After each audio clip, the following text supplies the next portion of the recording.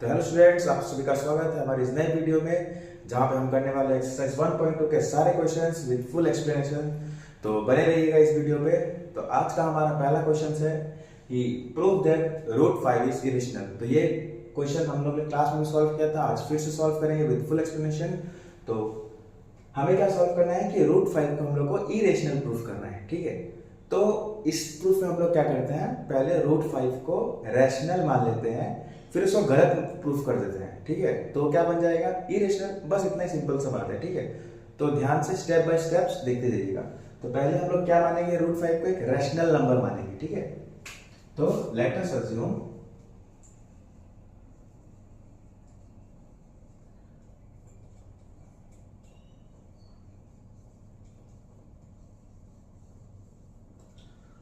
अगर root 5 rational है तो इसको हम लोग पी बाई क्यू फॉर्म में लिख सकते हैं, है ना।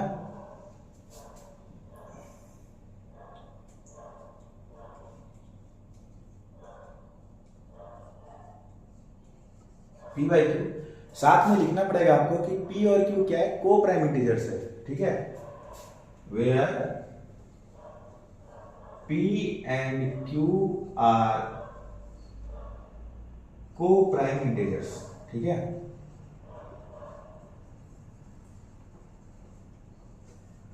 अब आप लोग पूछेंगे सर को प्राइम इंटीजर क्या है। तो को प्राइम इंटीजर वो होता है जिसका कॉमन फैक्टर सिर्फ 1 होता है। क्या होता है, जिसका कॉमन फैक्टर सिर्फ 1 होता है। जैसे कि 2 3 3 4 7 8, ठीक है।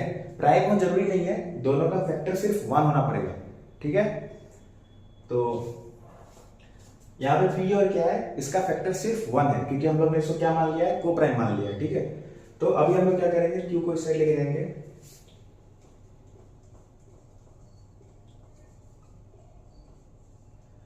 अब नेक्स्ट स्टेप में क्या करेंगे, हम लोग दोनों साइड में स्क्वायरिंग कर देंगे, ठीक है। तो हम लोग क्या करेंगे, स्क्वायरिंग बोथ साइड।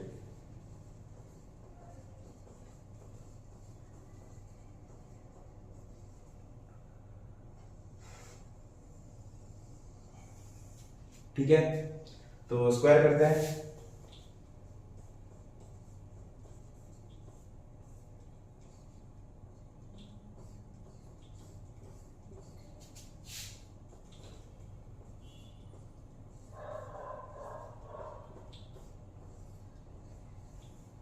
इतना समझ में आया, ठीक है। अभी यहां पे ये क्या कहना चाह रहा है, क्लास में बताया था कि ये हो गया Q square equals to P square by 5, ठीक है। क्यू स्क्वायर क्या है, इंटीजर है ना। इंटीजर मतलब कैसा फॉर्म में होगा, 0 1 2 या फिर -1 -2 -3 ऐसा टाइप का कोई इंटीजर है। तो इस साइड भी क्या होना पड़ेगा, ऐसा टाइप का इंटीजर, है ना। यानी 5p स्क्वायर को डिवाइड करना पड़ेगा। अगर डिवाइड नहीं किया, सपोज अगर यहाँ पे p अगर ऐसा टाइप का नंबर हो गया, ठीक है, यानी 4 हो गया, तो क्या ये इंटीजर रहेगा, नहीं रहेगा। तो p स्क्वायर क्या ना कैसा होना पड़ेगा, p स्क्वायर को ऐसा होना पड़ेगा कि वो 5 उसको डिवाइड कर रहा होगा, नहीं तो वो इस टाइप में नहीं आएगा, वो फैक्टर में आ जाएगा, ठीक है। तो फिर वो इंटीजर नहीं रहेगा, क्योंकि लेफ्ट हैंड साइड में इंटीजर है, तो राइट हैंड साइड में क्या होना चाहिए, इंटीजर। यानी 5 को p स्क्वायर को डिवाइड करना पड़ेगा, तभी जाके ये प्रूफ मतलब सही होगा। तो यहां से हम लोग क्या मिलता है, देयरफॉर which implies क्या हो गया, 5 डिवाइड्स p स्क्वायर। अगर कोई नंबर किसी का स्क्वायर को डिवाइड कर रहा है, सपोज 5 स्क्वायर डिवाइड बाई 5, इसको छोड़िए, सपोज 10 स्क्वायर डिवाइड बाई 5। अभी अगर 5 10 स्क्वायर को डिवाइड कर रहा है, क्या करेगा कि नहीं, क्या होता है। तो देखिए 5 क्या किया, 10 स्क्वायर को डिवाइड किया, है ना। तो 5 10 को भी डिवाइड करेगा, करेगा या नहीं करेगा, करेगा। तो अगर 5p स्क्वायर को डिवाइड कर रहा है तो 5p को भी डिवाइड करेगा, देयरफॉर 5 डिवाइड p, है ना।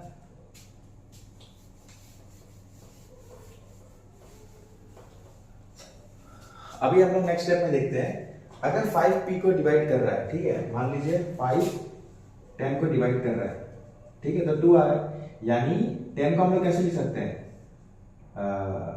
5 इंटू 2 लिख सकते हैं ना। तो p को भी तो हम लोग ऐसे लिख सकते हैं ना, p इक्वल्स टू 5 इंटू अगर p 10 होता तो यहाँ पे 2 आता, ठीक है। तो हम लोग c मान लेते हैं, कोई भी एक नंबर। अगर 5 को हम लोग p को हम लोग 15 लेंगे तो c कितना आ जाएगा, 3 आ जाएगा। तो p वैसा कोई नंबर है और c कोई इंटीजर है जो इसको डिवाइड करके c आ रहा है, ठीक है।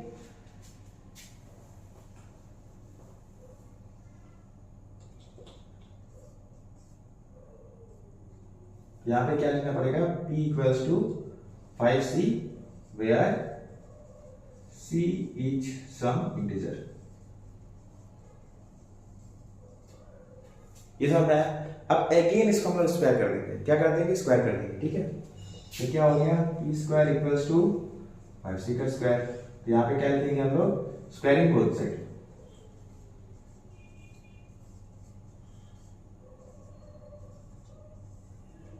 ठीक है, तो ये क्या हो जाएगा,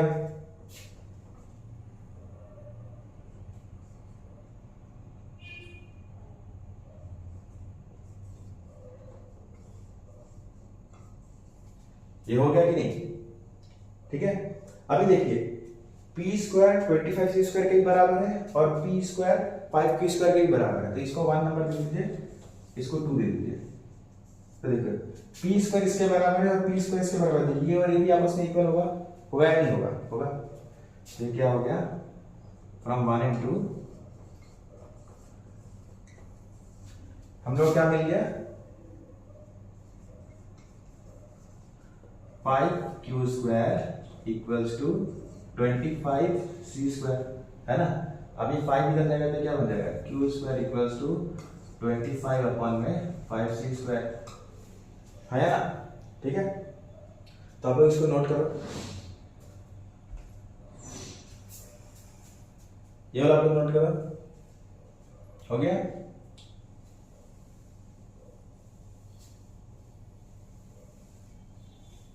अभी हम लोग क्या लिख सकते हैं, q square equals to 5c square. Again same same rule क्या था कि ये वाला जो रूल था याद है, ये c स्क्वायर भी इंटीजर है और q स्क्वायर भी इंटीजर है। अभी मान लो कि c स्क्वायर को हम लोग कैसे लिख सकते हैं, ये इंटीजर है तो ये भी इंटीजर होना पड़ेगा, यानी 5q स्क्वायर को डिवाइड कर रहा होगा। तो यहां से क्या मिलेगा, 5 डिवाइड्स q स्क्वायर। ये वाला रूल से सेम, अगर 5q स्क्वायर को डिवाइड कर रहा है तो 5q को भी डिवाइड करेगा, ठीक है।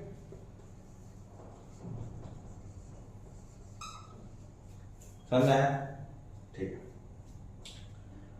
अभी देखिए 5 का फैक्टर क्या था, सॉरी रूट p और q का फैक्टर क्या था, 1। पहले हम लोग माना था p by q where p and q are coprime. लेकिन आप ध्यान से देखो कि 5 p को डिवाइड कर रहा है और 5 q को भी डिवाइड कर रहा है, यानी 5 p इसका फैक्टर हो गया, हो गया कि नहीं हो गया। पहले 1 था फैक्टर सिर्फ p और q का, अभी 5 भी फैक्टर हो गया। तो क्या ये सही होगा, हम लोगों ने क्या माना था कि p और q का सिर्फ एक ही फैक्टर है, लेकिन यहां से क्या पता चल रहा है कि p और q का एक और फैक्टर है जो कि है 5, हाँ यार। तो ये क्या हो गया, हम लोग ने गलत प्रूफ कर दिया। यहां पे क्या हो गया, therefore here contradiction arises. Contradiction मतलब एक ऐसा चीज हो गया जो नहीं होना चाहिए था। Here contradiction arises since p and q have a factor 5 other than 1। एक फैक्टर मिल गया 5 जो कि 1 अदर देन 1, लेकिन p और q का क्या फैक्टर था, सिर्फ 5 1 ही होना चाहिए था। तो यहाँ पे हम लोग से गलती हो गई, therefore so our assumption was wrong। जो हम लोग ने एज्यूम किया था, so our assumption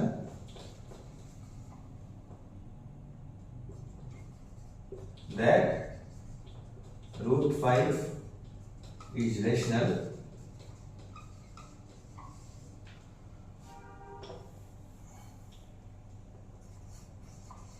was wrong, therefore root 5 is irrational।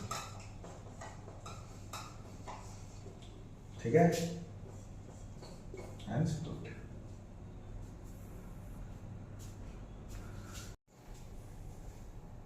तो होपफुली वो वाला आप लोगों को समझ में आ गया होगा। तो सेकंड क्वेश्चन की तरफ बढ़ते हैं। एकदम सिंपल है ये तो बहुत इजी है। सेम प्रोसेस है, इसको भी हम लोग क्या मान लेंगे, रैशनल मान लेंगे, ठीक है।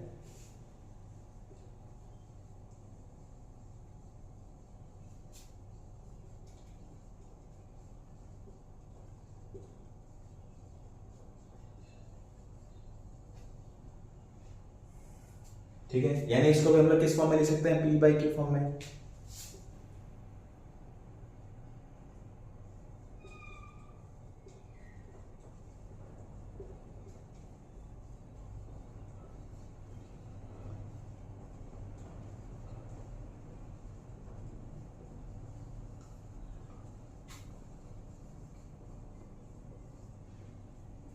यहाँ पे पी और क्यू का कोप्राइम होना जरूरी नहीं है, कुछ भी हो चलेगा, क्यू नॉट इक्वल टू 0 होना पड़ेगा, ठीक है। तो इसको सॉल्व करते हैं हम लोग, ठीक है। √5 को लेफ्ट हैंड साइड में रखेंगे, बाकी सबको राइट हैंड साइड में ले जाएंगे, ठीक है। तो क्या हो जाएगा ये,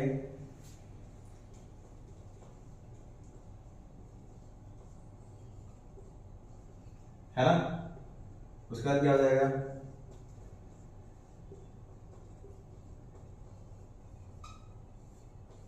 ये 2 भी है, इसको भी इधर ले आओ।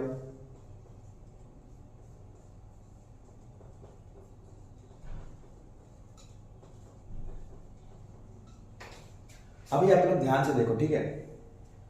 P क्या है, इंटीजर, Q क्या है, इंटीजर, 3 क्या है, इंटीजर, 2 क्या है, इंटीजर, Q क्या है, इंटीजर। ऊपर भी इंटीजर है ना, देखो ये भी इंटीजर, ये इंटीजर, ये भी कोई इंटीजर होगा, तो इंटीजर अपॉन में इंटीजर, ये तो रैशनल नंबर हो गया। ये क्या हो गया, रैशनल, ये रैशनल हो गया कि नहीं, क्योंकि ऊपर भी इंटीजर्स है। इंटीजर में से अगर इंटीजर माइनस करेंगे तो इंटीजर ही, और इंटीजर को किसी से मल्टीप्लाई करेंगे तो भी इंटीजर ही, और इंटीजर डिवाइड इंटीजर भी क्या रहेगा, रैशनल रहेगा, क्योंकि क्यू तो 0 नहीं है। अब ये क्या हो गया, मतलब राइट हैंड साइड रैशनल हो गया, लेकिन √5 क्या है, इरेशनल। तो यही हमारा कॉन्ट्राडिक्शन हो गया, बस आंसर खत्म। तो here in RHS P minus 3Q by 2Q is rational as P, Q are integers and we know that LHS √5 is irrational. We know that LHS √5 is irrational. तो बस यहां तक नोट करो आप लोग, ये नोट करो, मैं ऊपर वाला लाइन जस्ट रफ कर देता हूं, ठीक है। बस तो ये हो गया। अब यहां पे लास्ट में बस एक ही लाइन लिखना है, therefore so our assumption was wrong, so our assumption was wrong, therefore 3 plus 2√5 is irrational. यहां पे बस एक लिखना है, here contradiction arises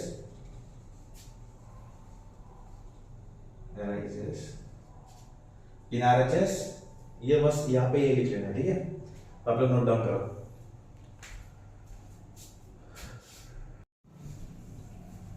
तो होपफुली आप लोग ने वो वाला नोट डाउन कर दिया था। ये तीनों क्वेश्चन सेम पैटर्न का है, ठीक है।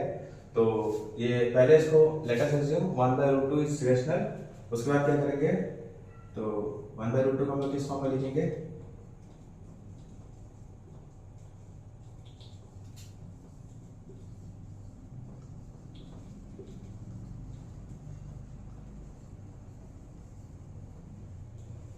Where P, Q are integers, और ये दोनों ही 0 नहीं हो सकता, क्योंकि ये लेफ्ट हैंड साइड अगर कुछ ऊपर Q नॉट इक्वल टू 0 होगा, नीचे वाला तो 0 हो ही नहीं सकता, क्योंकि नॉट डिफाइन होगा, ऊपर वाला भी ये भी 0 नहीं होगा। अगर ये 0 हो गया तो ये पूरा 0 हो गया, तो ये तो इक्वल होगा ही नहीं, ठीक है। तो अभी हम लोग क्या करेंगे, क्रॉस मल्टीप्लाई कर दो, या फिर ऐसे दोनों साइड का ऐसे घुमा दो, तो क्या बन जाएगा, √2 इक्वल्स टू Q/P। अभी ये क्या है, एक रैशनल नंबर है, P/Q रैशनल है। अगर 1/2 रैशनल है तो 2/1 भी रैशनल होगा, नॉन जीरो नहीं होना चाहिए, ठीक है। तो here contradiction arises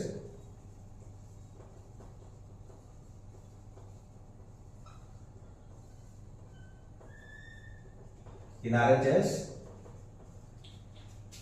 P by Q is, sorry, Q by P is rational, but we know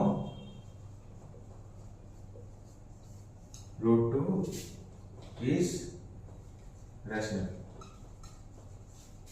So our assumption was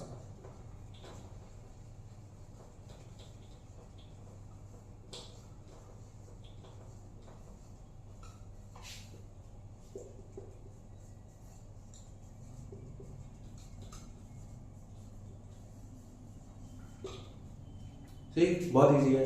हाँ, एक बात मैं बता देना चाह रहा हूं, एग्जाम में अगर बोल दिया, अगर ये क्वेश्चन 5 मार्क्स का है तो ये नहीं करना पड़ेगा, आप लोग को पहले रूट 2 को इरेशनल प्रूफ करना पड़ेगा। जैसे ऊपर में किया ना रूट 5 को, क्लास में हमने रूट 2 को किया था, वैसे ही पहले रूट 2, रूट 3, रूट 5 को इरेशनल प्रूफ करना है, उसके बाद ये लाइन लिखना है। अगर 5 मार्क्स का क्वेश्चन आया तो 2 मार्क्स का आएगा तो आप लोग ऐसे कर सकते हैं, ठीक है। 5 मार्क्स का आएगा तो पहले आप लोग को ये भी प्रूफ करना पड़ेगा। अगर 5 मार्क्स का है तो आप लोग को रूट 2 इरेशनल है वो भी प्रूफ करना पड़ेगा, याद रखिएगा, ठीक है। 5 मार्क्स में ये लिख के आने से नहीं होगा, ये तीनों में ही बता दे रहा हूँ। और इससे पहले वाला में भी, यहाँ भी आप लोग सेम तरीका से प्रूफ कीजिएगा अगर 2 मार्क्स का रहा तो। लेकिन अगर 5 मार्क्स का है तो पहले से रूट 5 को इरेशनल प्रूफ करना है। यहाँ भी सेम, पहले रूट 2 को इरेशनल प्रूफ करना है, उसके बाद इसको क्या बोलते हैं इरेशनल प्रूफ करना है, ठीक है। अगर मतलब 5 मार्क्स का रहा तो, और 2 मार्क्स का होगा तो ऐसे करने से भी होगा, ठीक है। तो ये नोट डाउन कर लो, तो हो गया होगा मेरे ख्याल से।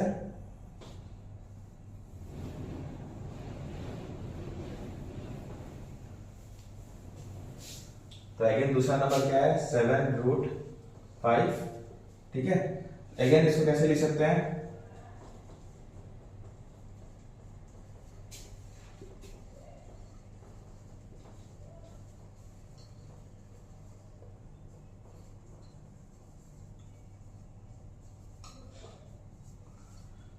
अगेन 7 को जल्दी कराइए।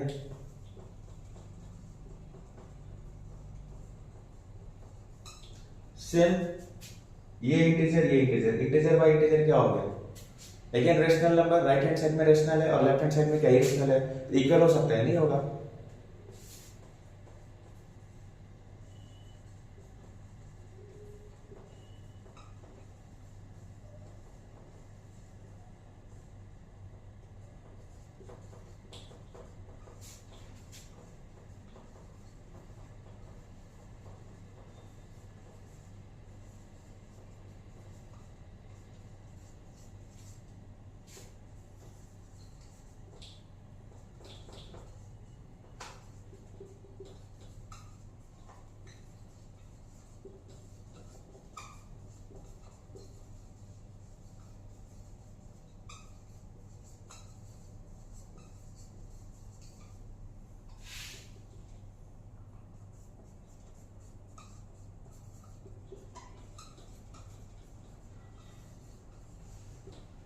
ठीक है, सेम प्रोसेस नोट डाउन कर लो।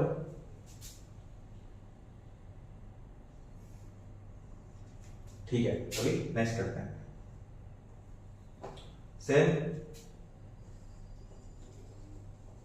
सेम मान लेंगे, ठीक है। इस बार क्या मानेंगे, 6, ठीक है। ये क्या हो जाएगा, इसको हम कैसे लिख सकते हैं,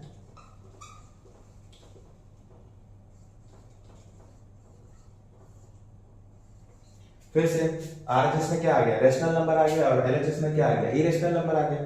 तो फिर कॉन्ट्राडिक्शन रेशनल इरेशनल इक्वल हो सकता है क्या, तो again same here contradiction arises in RHS.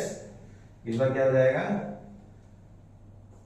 p minus 6q upon में q is rational, but we know that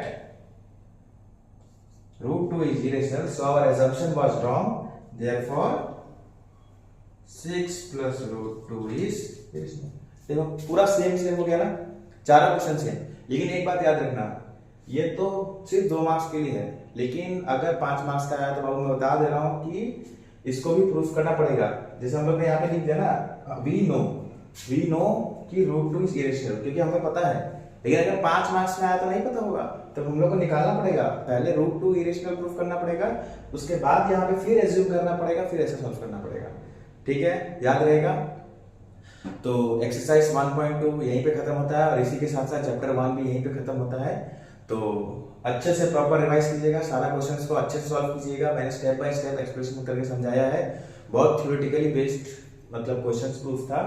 तो आप लोग, आशा करता है कि आप लोगों को समझ में आया होगा। तो प्लीज वीडियो को लाइक कीजिए, शेयर कीजिए एंड सब्सक्राइब कीजिए, और अपने ज्यादा से ज्यादा अपने दोस्तों को फॉरवर्ड कीजिए। और इसी के साथ हम आज का लेक्चर यहीं एंड करते हैं। मिलते हैं अगले लेक्चर चैप्टर 2 में, तब तक के लिए बाय बाय।